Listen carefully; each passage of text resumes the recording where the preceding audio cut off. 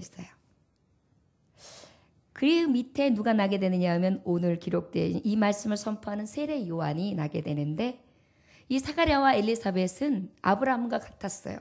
나이가 들어서 이제는 아이를 낳을 수 없는 지경에 이르렀는데 천사가 나타나더니 아이를 주신다는 거예요.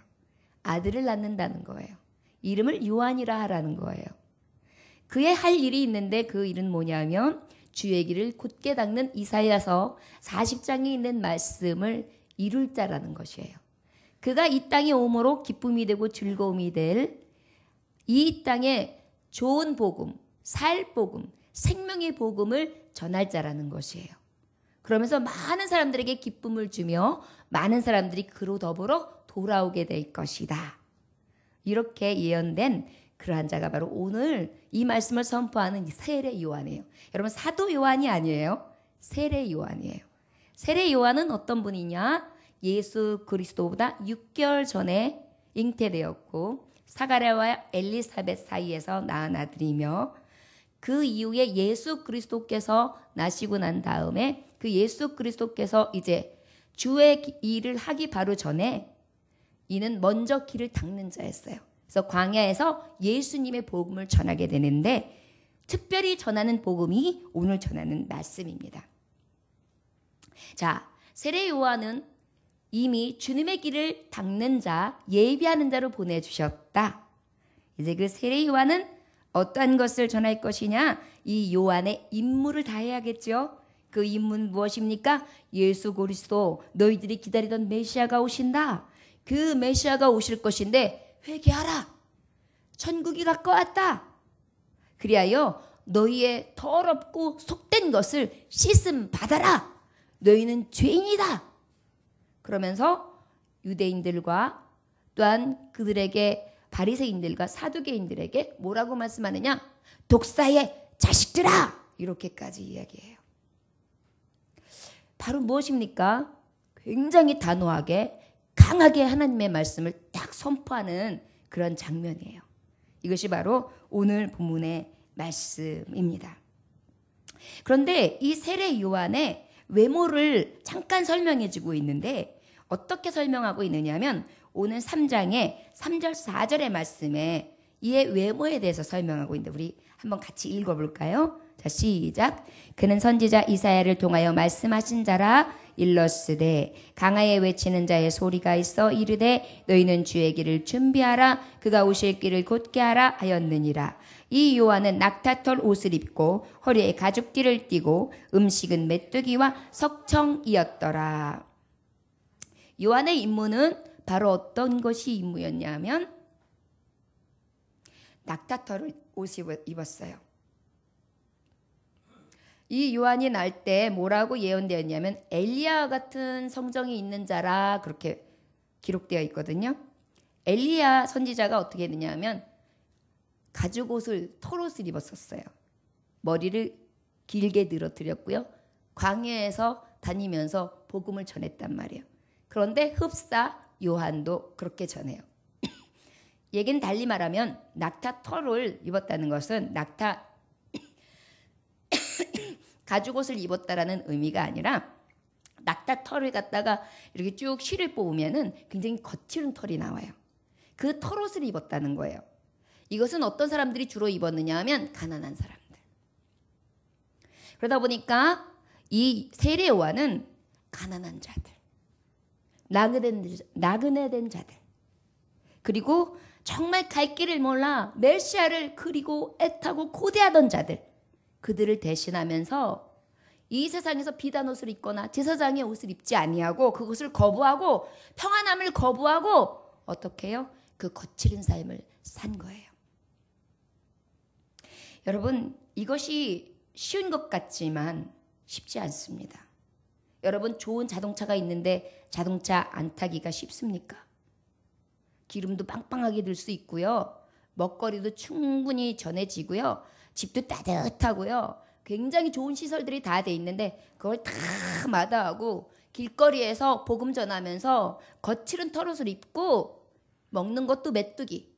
메뚜기는 이 시대에 어떤 음식이었냐면 가장 서민이 먹는, 가장 기초적인 그러한 서민이 어쩔 수 없이 먹는 그 정도의 공급되어지는 그냥 식량이었어요.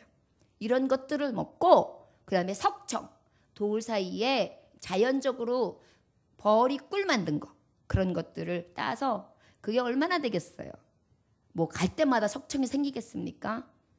그러다 보니까 거의 연명을 한 거예요. 잘 먹고 잘 살고 잘 누리고 잘 입고 잘 자는 것을 다 배척했어요. 그리고 주님의 길을 닦았어요. 이 얘기는 뭐냐면 주님이 가실 길을 알기 때문이에요. 주님이 십자가의 길을 가실 거거든요. 주님이 고단한 길을 가실 거거든요. 주님이 고난의 길을 가실 거거든요. 주님이 비단 옷 안 입으실 거거든요. 그의 길을 닦는 자가 어찌 편안히 잠을 잘 수 있으며 어찌 비단 옷을 입을 수 있으며 어찌 많으시는 것을 먹으면 호리호식할 수 있겠어요. 그러면서 그는 부지런히 예수님의 복음을 전했어야만 해요. 그래서 급하게 유대 땅, 베들레헴 그 외에 곳곳을 다니면서 회개하라, 천국이 가까웠다. 너희에게 주신 그 복음, 메시아, 그분이 오신다. 나는 너희들이 생각하는 그 메시아가 아니다. 나에게 대해서 기대하지 마라. 내가 엘리야 같은 그런 능력이 있다고 해서 나에게 대해서 내가 메시아라는 착각하지 마라. 나는 메시아가 아니다. 나는 그저 메시아를 예비하러 온 준비된 자다. 그러니 그 메시아가 오기까지 너희들이 할 것이 있다. 회개하라. 죄를 인식하라. 너희들은 죄인이다. 이것들을 외치는 것입니다. 결국은 이 세례 요한은요, 검소했으며 철저히 절제했으며 고독한 삶을 살았고요. 굉장히 경건한 행위를 몸소 실천했습니다. 디모데전서 6장 7절에서 8절에 보면 우리가 세상에 아무것도 가지고 온 것이 없음에 또한 아무것도 가지고 가지 못하리니 우리가 먹을 것과 입을 것이 있은즉 족한 줄로 알 것이니라 그랬어요. 우리가 빈손으로 왔다 빈손으로 가잖아요. 태어날 때 아우 나는 옷을 걸치지 않으면 안 돼. 어떻게 남사스럽게 그렇게 태어날 수가 있어. 자존심 상해. 그러면서 옷 입고 나오는 아기가 있어요? 없잖아요. 그저 응애 하고 태어나면 적신으로 왔다가 피투성이로 나왔다가 씻겨서 다시 또 죽어요. 우리가 몸이 탁 숨을 거두면 나는 숨을 거둘 때만큼은 금색 옷을 입고 장색 옷을 입고 나는 여기 있는 금반지 은반지 다 차고 싹 지니고 갈 거야. 그 유언에 따라 그렇게 할 수는 있지요. 그러나 그걸 가지고 갈 수 있느냐고요. 그냥 태워지든지 그냥 땅속에 쓰러지겠죠. 그러면 누군가가 그거를 캐려고 아마 무덤을 파헤칠 거예요. 이것이 우리의 인생인데 철저히 세례 요한은요. 자기의 영광을 구한 것이 아니라 주님의 길을 닦았습니다. 여러분 이 시대에 어쩌면 저와 여러분들에게 소명을 주셨을지 모릅니다. 사랑하는 자녀들아 내가 너희들에게 임무를 준다. 주님이 오셨지. 십자가에 못 박혀 돌아가셨지. 이제 다시 오시는 재림의 날이 있다. 그 재림의 날 예수님이 오시는 날을 너희들도 세례 요한과 같이 길을 곧게 닦아라. 험한 산지를 평탄케 하라. 그리고 그곳에 오직 메시아 주님이 오실 수 있도록 예비하라.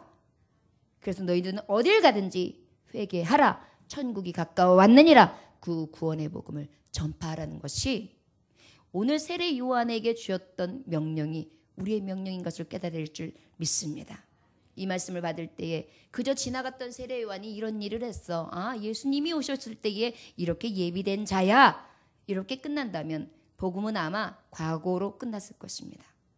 그러나 복음은 지금 현재나 과거에나 또 앞으로 미래 가운데에 여전히 살아서 움직이시는 복음이요. 우리에게 통하신 하나님의 계획이 분명히 있습니다. 저와 여러분 세례 요한처럼 우리가 살아가는 날 동안 예수님 오시는 마라나타 주 예수여 어서 오시옵소서 이제 이 마지막 때를 우리가 봅니다. 이 때를 준비하는 자들로서 낙타털의 옷을 입고 석청을 먹으며 그리고 영광과 기쁨과 비단 옷을 버린 채 십자가의 길 하나님의 사명을 감당하는 길 구원을 외치는 길에 우리도 설 수 있기를 주의 이름으로 축원합니다. 이것이 십자가의 도를 걷는 자입니다. 예수님 뒤를 따르는 자입니다. 이때에 예루살렘과 온 유대와 요단강 사방에서 다 그에게 나와 그랬어요. 자, 하나님이 말씀에 권능을 주시면은요, 사람들이 들을 때 귀가 열려요. 그리고 마음이 열려요. 그러다 보니까 이들이 이 세례 요한의 말씀을 들으면요, 확 갑자기 이 안에서 불타는 것 같이 올라오고요. 그 다음에 성령의 감동이 막 오고요. 눈물도 갑자기 복받쳐 올라오고요. 기대도 되고요. 신도 나고요. 힘도 나고요. 막 이런 것들이 막 오는 거예요. 감동이 오는 거예요. 이게 여러분 성령의 감동이에요. 말씀에는 오직 능력이 있습니다. 날선 검과 같습니다. 그래서 우리가 정말 병든 곳은 잘라내고요. 쪼개내고요. 그러고 난 다음에 또한 우리의 심령 구석 깊이까지 쫄라내면서 우리의 병든 부분들을 하나님이 제거하시고요. 그리고 온전하게 세워서 하나님의 말씀이 말씀되도록 사용하십니다. 이게 능력이에요. 그러다 보니까 이 세례 요한이 와서 무엇을 전했느냐? 오늘 본문 말씀이죠. 여러분 우리 한번 6절 읽어볼까요? 자, 시작. 자기들의 죄를 자복하고 요단강에서 그에게 세례를 받더니, 자, 자기 죄를 회개했다 그랬어요. 3장 2절 한번 읽어보겠습니다. 시작. 회개하라, 천국이 가까워 왔느니라. 여러분 초대교회 때도 베드로에게 이런 능이 나타났어요. 회개하라, 천국이 가까워 왔느니라. 이 소리를 듣고 3,000명 5,000명이 회개하면서 돌아왔습니다. 이게 말씀의 능력이에요. 여러 미사어구나 어떠한 기교나 어떤 장식을 많이 곁들인 사람의 말, 세상의 지식들을 전한 게 아니에요. 주님이 전하라 하신 회개하라, 천국이 가까웠느니라, 이 말씀 한마디에 녹아내리는 거예요. 그리고 난 다음에 이들이 막 자기가 죄를 자복하기 시작합니다. 여러분 회개의 열매라는 제목이에요. 여러분 우리에게 있어서 회개의 열매는 뭘까요? 예수님을 길을 곧게 닦는 자, 우리는 먼저 어떻게 될까요? 회개의 열매가 있어야 합니다. 그래야 회개의 열매를 딸 수 있는 거예요. 먼저 내가 회개해야 회개의 열매를 딸 수 있겠죠. 그런데 회개할 수 있는 그 열매에 나타나는 증상이 뭐냐? 그 열매가 뭐냐? 자복한다는 것입니다. 첫째 무엇 한다고요? 자복. 자복이 뭐예요? 자신의 죄를 고백하는 것. 그러면서 용서를 구하는 거예요. 여기에는 뭐가 있을까요? 눈물이 있겠죠.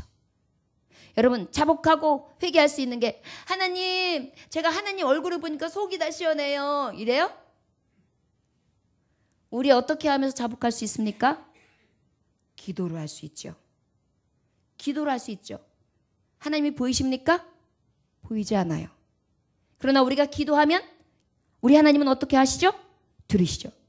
부르짖으라 그러면 응답하겠고 크고 비밀한 것을 내가 알리라. 환난 날에 나를 부르라. 내가 너를 건지리니 내가 너를 영화롭게 하리라. 너희가 구한 것을 얻은 줄로 믿으라. 결국 뭐예요? 우리가 주님 앞에 구하는 것이에요. 여러분 우리에게 있어서 이 회개의 열매 중에 첫 번째 나타나는 것이, 지금 세례 요한이 회개하라, 천국이 가까웠다 그랬더니 첫 번째 나타나는 것이 이들이 다 모여서 무엇했어요? 자복했어요. 여러분 회개했다는 것은 다른 말로 하면 무엇을 의미하는지 아십니까? 세례를 의미해요. 세례는 무엇을 의미합니까? 거듭남을 의미해요. 거듭남은 무엇을 의미합니까? 성령님이 내 안에 들어오셔서 죄악된 나를 의인인 나로 변화시켜 주신 거예요.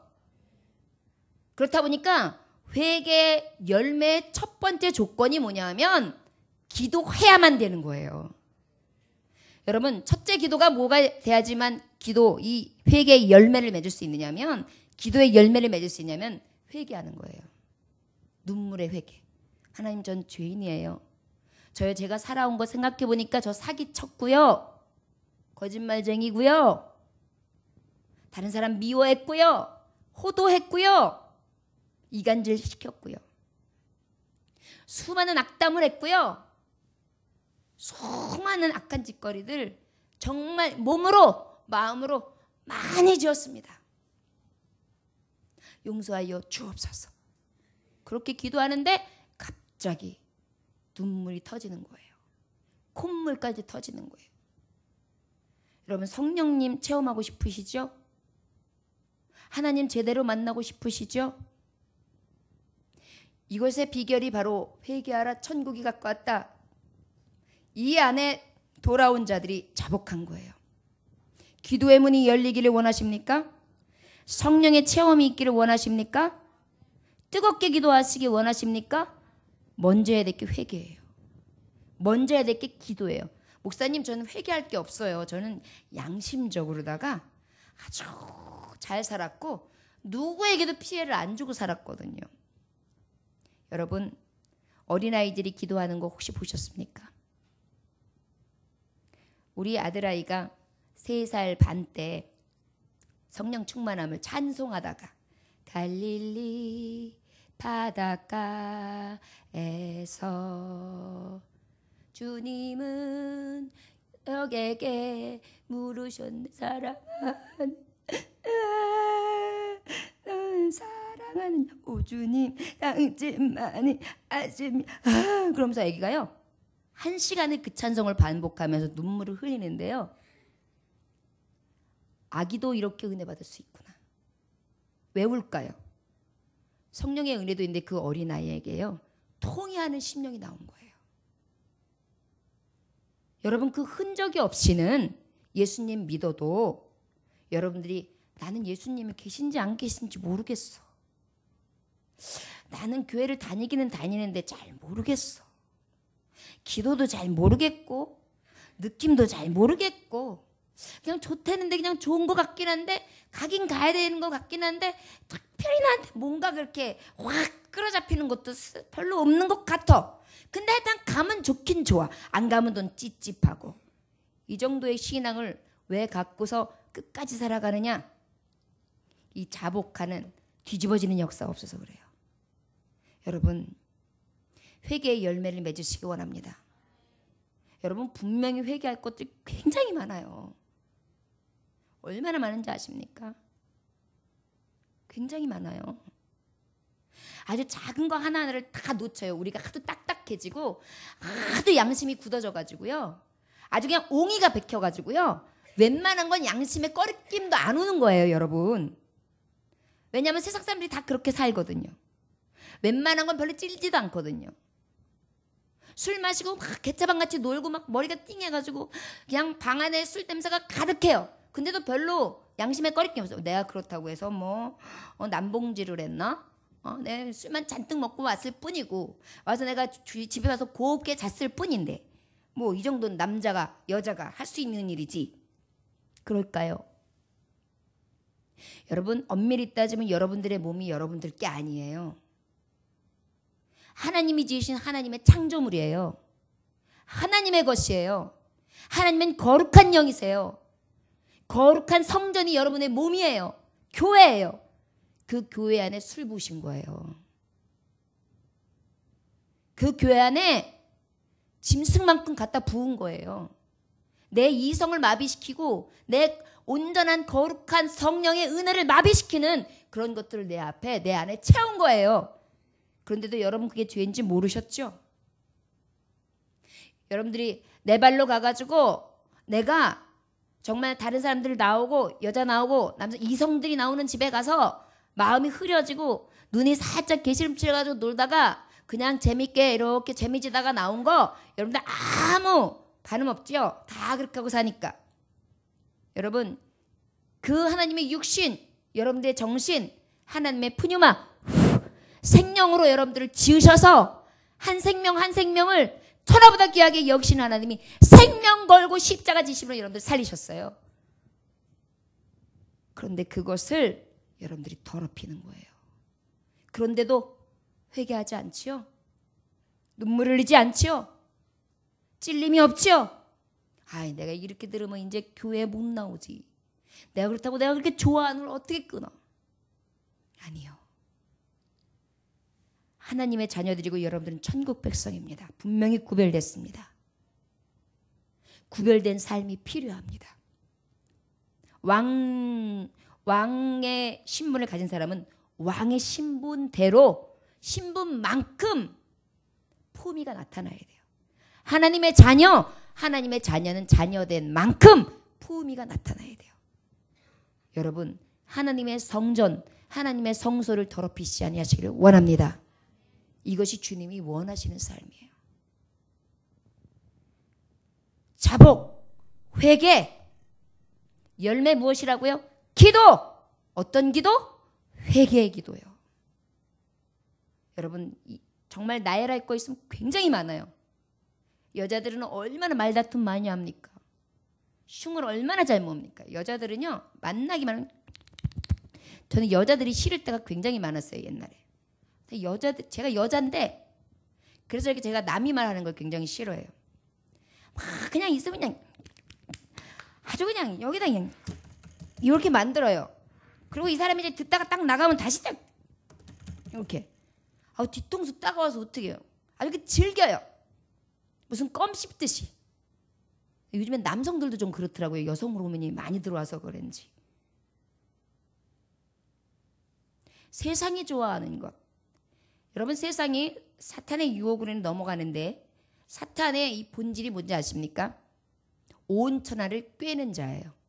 꿰는 것이 뭔지 아십니까? 속이는 자예요. 거짓 증거하는 자예요. 이간하는 자예요. 잘라내는 자예요. 찢어내는 자예요. 파헤치는 자예요. 이것이 사탄이 하는 짓이거든요. 이러한 짓거리를 하면서도 회개하지도 않아요. 교회에서도 마찬가지예요. 여러분, 우리가 회개의 열매, 특별히 무엇 하자고요? 기도하자. 어떤 기도를 하자고요? 자복, 회개하자는 것이에요. 저를 따라하시면 하나님 아버지, 오늘 나의 죄를 온전히 자복하며 일주일 동안 삶 가운데에 자복하는 기도를 통하여 하나님을 경험하게 하여 주옵소서. 하나님을 만나게 하여 주옵소서. 회개의 열매가 있게 하여 주옵소서. 아멘. 여러분, 이것이 저와 여러분들에게 축복이에요. 세상에 어두워서 가도 여러분들에게 이렇게 말씀할 어떤 분들도 없습니다. 예전에는 어르신들이 계시면요, 딱 이렇게 계시면 그냥 담배를 피다가 술술술 가고 그냥 고개를 쥐어리고 어쩔 줄 몰랐어요. 그러면 일로 와봐봐. 너 어저께 뭐하고 왔냐? 그렇게 하면 되겠어? 그러면 잘못했습니다. 한참 예. 무릎을 꿇다 그렇게 가요. 요즘에 그런 얘기 해보세요. 아저씨나 똑바로 사세요. 요즘에 이 고령화가 문제라니까 이래가면서 가요. 얼마나 못됐는지요. 젊은 청년들이요, 우리 어른들 대할 때 공경하는 것은 가장 기초입니다. 이러하지 못하는 그런 부분들이 조금이라도 있다면 이 시간에 자복하시기를 원합니다. 우리의 심성이요, 작은 것 하나서부터요, 얼마나 메마르고 얼마나 강팍하고 얼마나 못된 것들로 그냥 전염되어 있는지 몰라요. 그 전염성조차도 모르고 살아요. 자, 여러분, 회개해야 합니다. 예수님도 죄인들을 회개시키기 위해서 오셨다고 말씀하셨고, 회개하지 아니하면 망한다고 말씀하셨고, 회개하고 한 명이 돌아오면 이 회개하고 있는 99명보다 돌아온 한 명 때문에 기뻐하신다고 말씀하셨어요. 저와 여러분들, 회개의 열매, 기도의 열매입니다. 특별히 자복합시다. 다른 사람 죄 말고요, 내 죄요. 하나님, 우리 아내가 문제고 우리 남편이 문제고 우리 어머니가 문제고 우리 아버님이 문제고 우리 자식이 문제요가 아니라 하나님, 내가 문제입니다. 내가 죄인입니다. 내 죄를 용서하여 주옵소서. 이것이 우리에게 있어야 될 특별한 자복, 회개의 열매가 될 줄 믿습니다. 우리 7절, 8절 다 같이 읽어볼까요? 자, 시작. 사두개인들이 세례 베푸는 대로 오는 것을 보고 이르되, 독사의 자식들아, 누가 너희를 가르쳐 임박한 진노를 피하라 하더냐? 그러므로 회개에 합당한 열매를 맺고. 그랬습니다. 바리새인과 사두개인들이 어떤 사람이냐면, 바리새인들은 경건주의자고 보수주의자들이에요. 사실 어떤 의미에서는 굉장히 필요한 사람들이에요. 구별됐지요. 성별됐지요. 세상과는 분리되어 있죠. 그런데 이게 아주 좋은 것들도 굉장히 많아요. 부활도 믿지요. 내세도 믿지요. 그 다음에 천사의 존재도 믿지요. 또한 하나님의 말씀에 대한 배타성이 없어요. 신앙에 대해서 완전히 온전히 믿는 자들이었어요. 근데 문제는 뭐냐? 이들이 주님도 말씀했고 이 세례요한도 얘기했지만 형식주의적이었어요. 그저 외식을 했단 말이에요. 외식. 다른 사람 보이기 위해서. 다른 사람 보이기 위해서. 북한이 다른 나라에서 오면은 잘 사는 척하기 위해서 평양시에는 일부러 좋은 차들을 이렇게 지나가게 한다면요. 이렇게. 그리고 예쁘게 옷 입은 사람들 몇 시간마다 이렇게 딱 지나가게 한대요. 식당도 어느 정도 간부급 되는 사람들이 이렇게 로테이션을 하면서 그 자리에 들어가게 한대요. 그래가지고 우리나라 그렇게 못 먹고 못 살지 않아. 이렇게 만들어낸다는 거예요. 쇼를. 그런데 하나님의 말씀 받았으면 제대로 진짜로 경건하게 살아야 되잖아요. 그런데 보기에는 경건한 척은 있는 대로 다 아는데 해는 짓은 쓰레기야. 지금 세례 요한이 우리에게 향하신 말씀으로 들어도 돼요. 너희들이 지금 성도지? 하나님의 말씀을 받았지? 그 말씀대로 산다고 하지? 형식적으로 교회는 와. 예배는 지켜.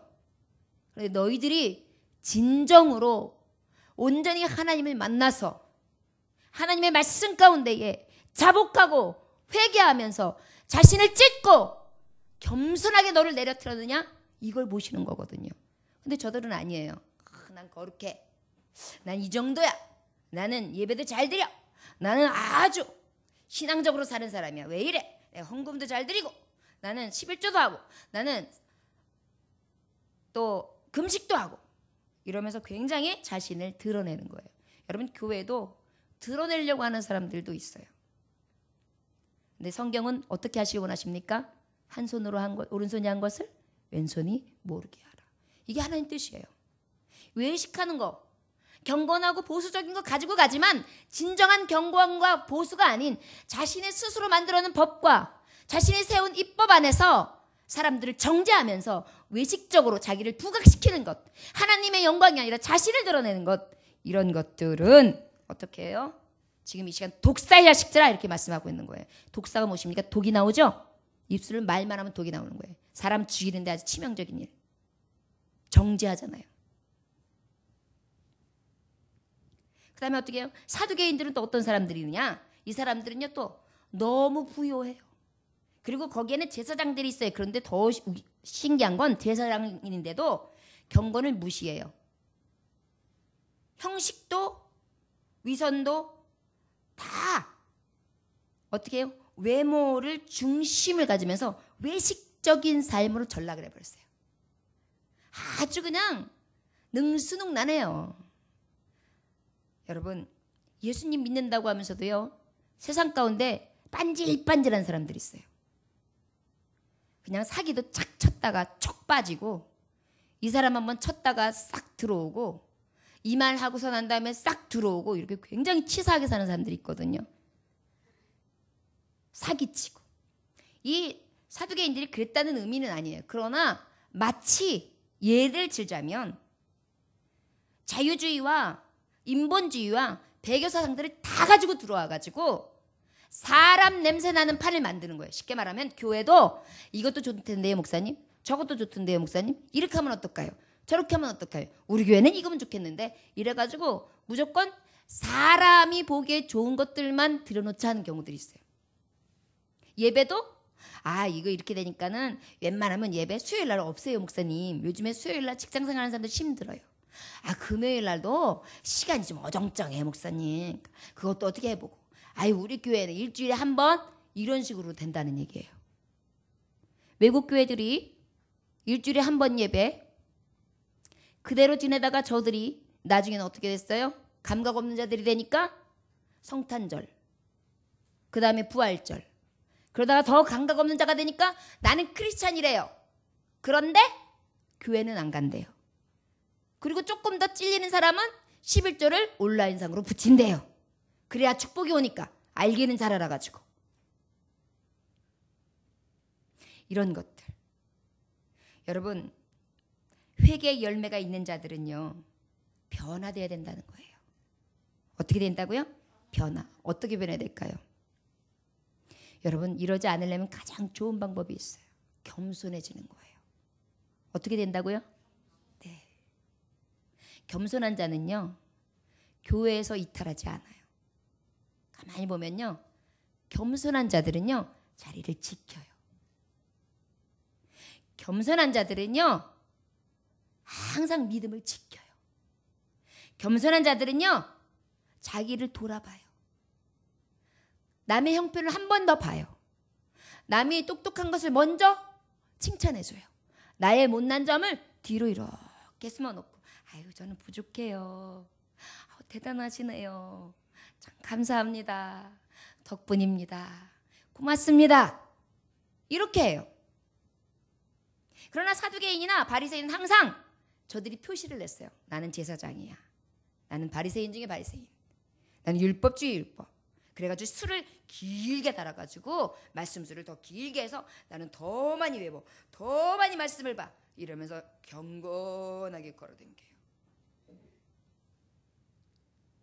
여러분, 이 외식이 주님 보시기 어떨까요? 어떠실까요? 저 여러분, 세례 요한이 우리에게 주신 바 되어서 우리도 주님의 길을 닦는 자가 되었다면, 그 닦는 자, 오직 그 회개의 열매를 내기 위해서는 우린 첫째 변화돼야 되는데, 변화되기 위해서는 자복해야 되고, 그 다음에 어떻게 해요? 겸손하자. 저를 따라하시기 바랍니다. 겸손합시다. 예수님을 만나고 나의 삶은 변했습니다. 나는 겸손한 자 되었습니다. 여러분, 생각해 보십시오. 건강이 평생 건강하겠습니까? 젊음이 평생 젊겠습니까? 여러분들이 부요가 평생 부요일 것 같습니까? 혹 부요하다 하더라도 여러분들이 평생 그것을 쓸 수 있을 것 같습니까? 연세 드신 분들한테 한번 물어보세요. 그 돈 가지고 뭐 하실 거냐고. 그러면 대부분 10중 8구, 아유, 나는 그냥 먹고 살만만 하면 되고 자식들 줘야지 뭐 이래요. 뭐예요? 쓰지도 못한다는 얘기예요.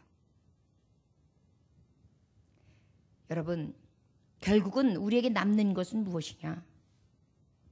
거룩한 삶을 살다가 거룩한 나이에 들어갔을 때에 아버지 앞에 내 살아온 족적, 살아온 길, 예수님의 길을 닦고 내가 생명과 길과 진리 대신 그 예수님의 길을 따라간 것, 그 경건의 삶만 남는 거예요. 회개의 열매는 바로 우리에게 변화된 삶, 겸손한 삶입니다. 저 여러분, 자꾸 내가 꼿꼿해지려고 하면 더 바짝 내려뜨릴 수 있는 그러한 겸손이 저와 여러분들에게 있어지시기를 주의 이름으로 축원합니다. 우리 9절로부터 10절까지 읽어볼까요? 자, 시작. 속으로 아브라함이 우리 조상이라 생각하지 말라. 내가 너에게 이르노니 하나님이 능히 이 돌들로부터 아브라함이 자손이 되게 하시리라. 이미 도끼가 나무 뿌리에 놓였으니 좋은 열매를 맺지 아니하는 나무마다 지켜 불에 던지리라.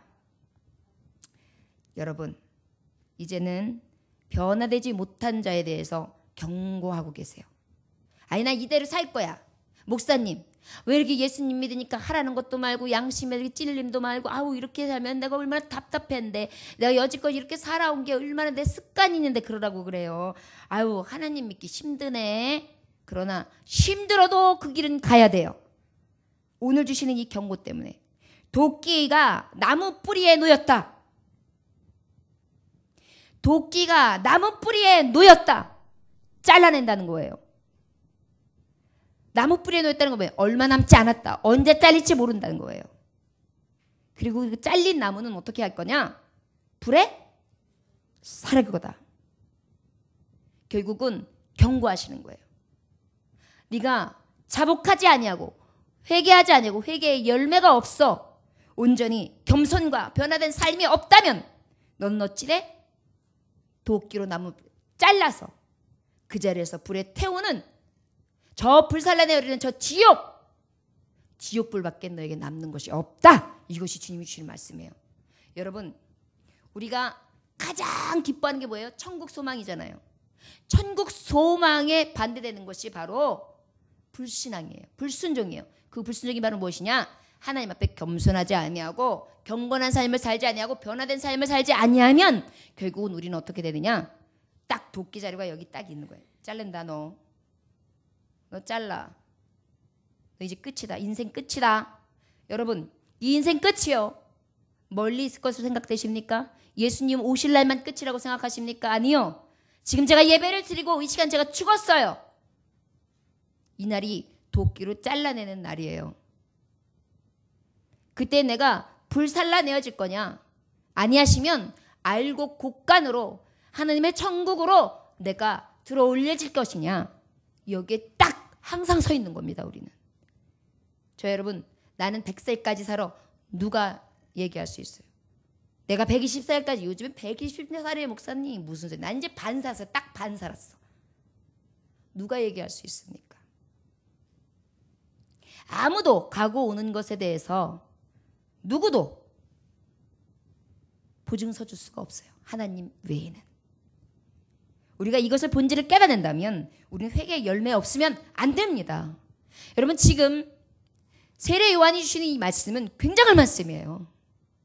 이 선포는 우리의 삶에 있어서 늘 경각심을 가져야 되는, 이 안에서 뿌리가 되어야 되는 신앙이 되어야 될 줄 믿습니다. 여러분, 코람데오, 여호와 앞에서 하나님이 눈꽃 같은 불꽃 같은 눈을 지키고 있으며 나를 이렇게 들여다보고 계시는데 나의 일거수일투족을 다 보고 계시는 거예요. 그 하나님 앞에 자복하지 아니하고 그 하나님 앞에 변화되지 아니하는 삶, 맨날 쓰레기 같은 삶, 냄새나는 삶, 더럽고 추악한 삶을 산다면 나는 이미 불에 태운 자가 될 수 있다는 것을 인식해야 되는 것입니다. 마지막 11절부터 12절까지 읽겠습니다. 자, 시작. 나는 너희를 회개하기 위하여 물로 세례를 베풀거니와 내 뒤에 오시는 이는 나보다 능력이 많으시니 나는 그의 신을 들기도 감당하지 못하겠노라.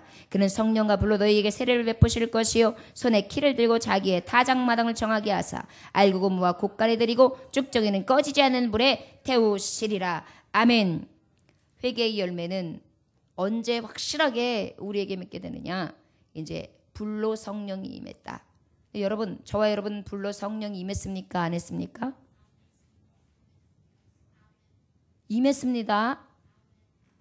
믿으십니까? 여러분, 말씀해 보면 예수 그리스도를 믿는 것은, 우리가 믿는 것이 여러분들 내 뜻인 것 같죠? 정확하게 기록되어 있어요.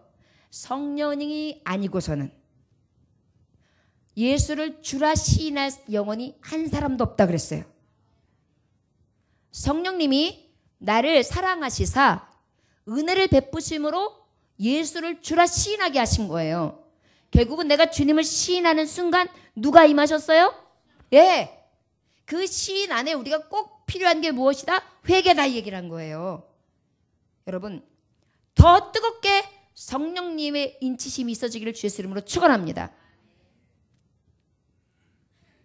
그런데 자, 회개의 열매 중에 마지막 꽃이 있죠.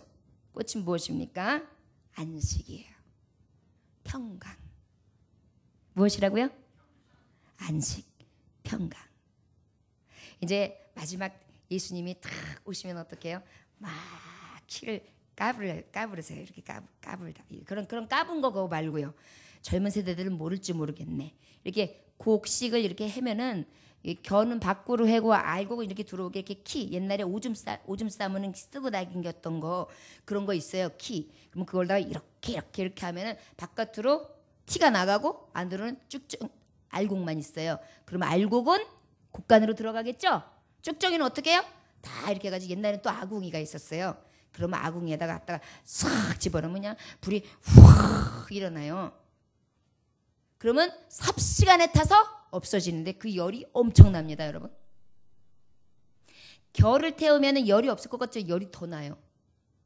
그래가지고 이 가마솥에다가 뭘 해잖아요. 엄청 막 끓어 넘치고요. 대단한 열기가 있어요. 그래가지고 어느 정도 불이 이렇게 되면 이렇게 파헤쳐놔야지. 그렇지 않으면은 그 아궁이서부터 그 안에 아랫목이 다 타요.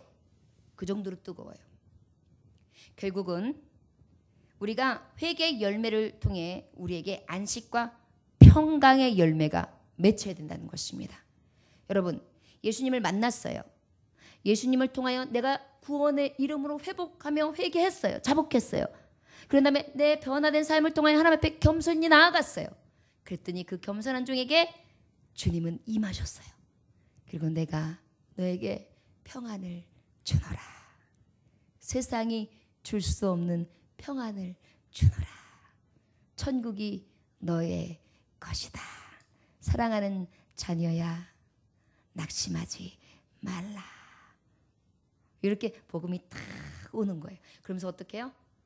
내게 강 같은 평화, 내게 강 같은 평화, 내게 강 같은 평화 넘치네. 할렐루야. 내게 강 같은 평화, 내게 강 같은 평화, 내게 강 같은 평화 넘치네. 마치 너무너무 억울했을 때 막 울고 그 다음에 엄마 곁에서 울고 나면 그랬어, 얼마나 속상했어, 괜찮아 내가 혼내줄게, 맛있는 누룽지 긁어가지고 줄게. 그러면 알겠죠, 누룽지 맛있다. 그러다 보면은 어때요? 서러움이 잊어버리고 편안한 엄마의 품이 느껴지는 것처럼 우리에게 회개의 열매는 이런 것입니다. 저와 여러분, 이제 주님이 오실 때까지 그 길을 곧게 닦을 수 있는 진리 영으로 충만한 성령의 충만하심을 입은 종들이 되어서 첫째는 그 열매를 맺는 자로 자복하시기를 원합니다. 그리고 변화된 삶 겸손해집시다. 그리고 아버지 앞에 온전히 그 위로부터 공급되지는 안식과 평강으로 충만한 삶을 살아가실 수 있는 저와 여러분 되시기를 주의 이름으로 축원합니다. 기도하겠습니다. 하나님 아버지 감사합니다. 오늘도 주님께서 함께 하심에 감사합니다. 마지막에 아버지 타는 불, 저 용광로 같은 불, 뿌리나 가지까지도 남기지 아니하며 완전히 산라내어 버리는 불, 다 모아다가 불에 던져 살라지는 그러한 심판, 우리가 살아가면서 혹시 회개의 열매는 나지 아니하고 가시와 엉겅퀴를 낼까 두렵습니다. 가시와 엉겅퀴를 내면 버림을 당하고 저주함에 가까워 그 마지막은 불사람이 되리라 말씀하셨는데, 아버지요, 온전히 우리는 회개의 열매, 성령의 열매를 내는 자로 승리할 수 있도록 역사하여 주시옵소서. 특별히 자복하게 하시고 겸손하게 하시고 평강의 하나님 함께 하시사 그 열매를 통하여 성령의 열매가 주렁주렁 맺힐 수 있는 믿음의 종들 될 수 있도록 축복하시기를 원합니다. 감사드리며 예수님의 귀하신 이름 받들어 기도 올려나이다. 아멘.